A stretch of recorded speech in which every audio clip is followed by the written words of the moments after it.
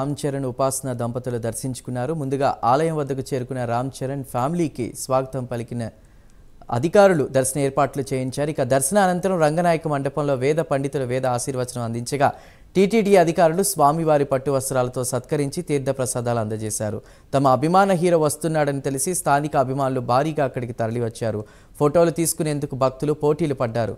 భక్తులు శ్రీవారి ఆలయం ముందు ఎక్కువగా రావడంతో కూడా రామ్ చరణ్ ఫ్యామిలీని బ్యాటరీ వాహనంలో తరలించారు అధికారులు.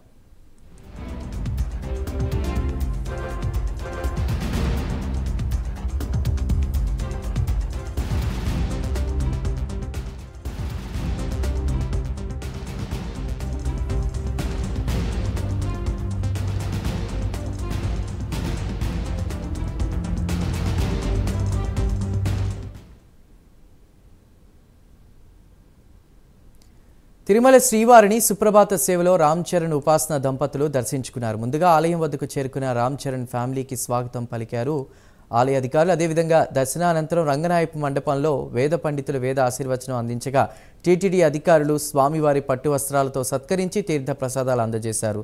తమ అభిమాన హీరో వస్తున్నాడని తెలిసి స్థానిక అభిమానులు భారీగా అక్కడికి తరలివచ్చారు.